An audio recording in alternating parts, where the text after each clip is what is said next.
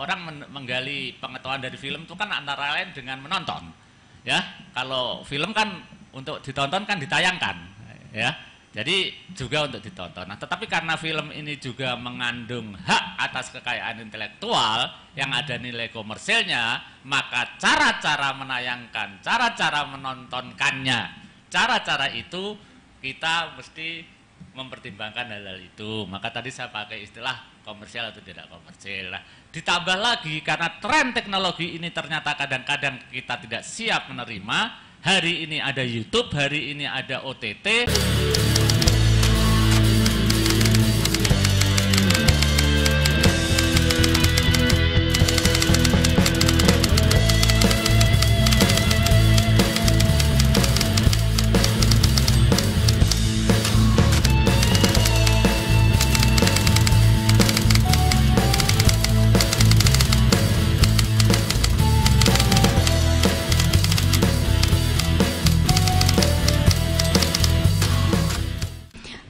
Selamat siang, saya Herlita, mahasiswa film dan televisi ISI Surakarta.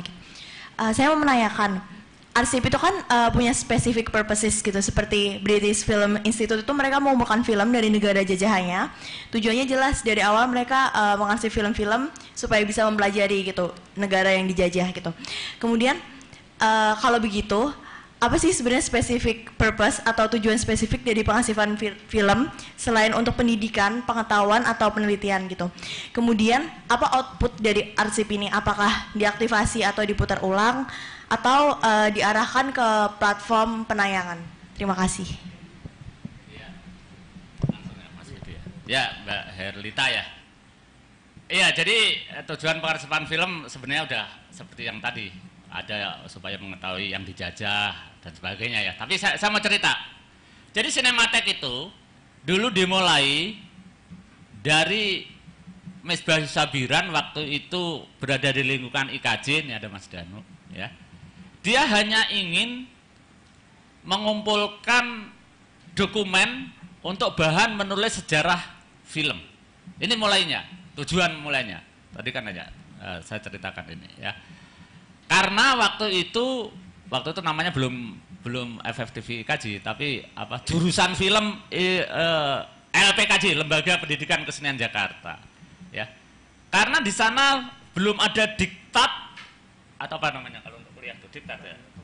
Iya, bahan pelajaran atau materi ajar atau apa itu namanya tentang sejarah film Indonesia. Jadi dia hanya pengen membuat semacam diktat bahan ajar itu untuk pelajaran sejarah film di mahasiswa LPKJ itu. Itu awal masalahnya. Tetapi kemudian itu berkembang menjadi mengumpulkan poster dan sebagainya yang kemudian suatu ketika dipamerkan sehingga Misbah Sabiran kemudian mendapat suatu ketika kesempatan studi banding ke Belanda ya, melihat tadi apa nah di sana muncullah tadi pengetahuan, loh kalau begitu sekalian arsip film gitu, bukan hanya bahan tadi. Nah, itulah mulai dirintisnya arsip film di Indonesia yang kemudian bernama Sinematek. Jadi awal muasalnya seperti itu. Nah, sehingga waktu itu karena Misbah ini orang film, juga waktu itu Akademi Jakarta, juga dekat dengan IKJ, juga sutradara dan sebagainya, sehingga dipercaya. Nah, tadi saya kembali kepada Trust. Dipercaya oleh orang-orang film pada waktu itu untuk menyerahkan filmnya, menyerahkan alat-alat kunonya, menyerahkan bahannya ke Misbah. Yang kemudian oleh gubernur diberi fasilitas tempat, semula juga nggak punya tempat di pusat perfilman itu, yang tahun 75 tadi dibacakan, baru diresmikan. Itu belum ada namanya yang saya ceritakan, jadi 5 tahun, dari 71 sampai 75, 4 tahun lah. Ya, itu seperti itu tujuannya. Nah, kalau sekarang kita susun itu menjadi teori, tadi saya bilang gitu ya, itu kan dipraktekkan Misbah, nggak pakai teori itu. Pengarsipan film tujuannya untuk mengetahui wilayah yang pernah dijajah, untuk mengetahui Indonesia, enggak. Ya, 5 tahun itu seperti itu. Nah, kemudian menjadi Sinematek. Sekarang bisa juga tujuan Sinematek adalah pengarsipan film untuk seperti yang saya uraikan tadi ya. Untuk kita, kalau siapa sekarang pakai jargon merawat ingatan, melihat Indonesia masa lalu, hari ini dan yang akan datang, gara-gara gitulah ya. Jadi tujuan pengarsipan di Indonesia dimulainya dari cerita Misbah seperti tadi, ya, rumusan arah tujuannya Anda bisa baca di undang-undang itu, tapi tadi sudah banyak kita bahas sebagai tempat sumber pengetahuan, penelitian dan sebagainya. Nah, selain itu juga untuk pendayagunaan dan apresiasi. Nah, pengetahuan ini bisa juga didapatkan melalui untuk ditayangkan, ya. Orang menggali pengetahuan dari film itu kan antara lain dengan menonton, ya. Kalau film kan untuk ditonton kan ditayangkan, ya. Jadi juga untuk ditonton. Nah, tetapi karena film ini juga mengandung hak atas kekayaan intelektual yang ada nilai komersilnya, maka cara-cara menayangkan, cara-cara menontonkannya, cara-cara itu kita mesti mempertimbangkan hal-hal itu. Maka tadi saya pakai istilah komersial atau tidak komersil. Nah, ditambah lagi karena tren teknologi ini ternyata kadang-kadang kita tidak siap menerima. Hari ini ada YouTube, hari ini ada OTT, hari ini ada platform apa itu namanya digital itu, maka tiba-tiba materi film di sinematik itu jadi rebutan. Nah, ini sekalian bercerita ke Mbak Erlita, ya. Jadi ya dulu itu kan nggak ada namanya apa ini platform YouTube ini, streaming ini, ya, online. Nah, sekarang tiba-tiba ada YouTube, Falcon bikin, siapa bikin, ada lagi apa itu dan sebagainya. Lalu mengklaim mereka ditayang-tayangin kan. Lalu ada datang ke Cinematheque juga komplain yang lain-lain. Enggak, itu film kita.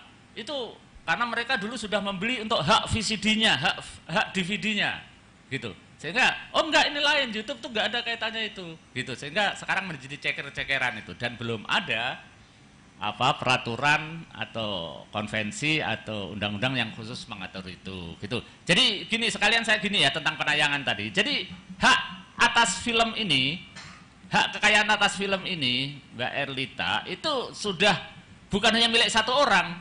Jadi kalau dulu Cinematheque itu mendapatkan film ini ya seluloid, misalnya dari tadi saya sebut, entah dari Dewan Film, entah dari panitia festival film, entah dari kita beli, entah dari kita colong dari layar tancap, misalnya macam-macam ya cara perolehannya ya. Ini kasarnya gitulah. Ini right-nya itu bisa milik 10 orang, 10 perusahaan, ya. Untuk seluloid yang peredaran internasional punya Rapi Film, misalnya gitu. Untuk seluloid yang dalam negeri punya PT ini. Nah, nanti untuk tayangan di televisi yang Indonesia punya PT ini, untuk televisi yang luar negeri punya ini. Nah, begitupun juga ya dulu ya untuk VCD, DVD atau apa home entertainment namanya ya, PT ini. Nah, sekarang terus yang untuk YouTube punya siapa? Nah, ini yang belum ada karena kan baru ini untuk itu gitu. Nah, itu yang saya cerita tadi.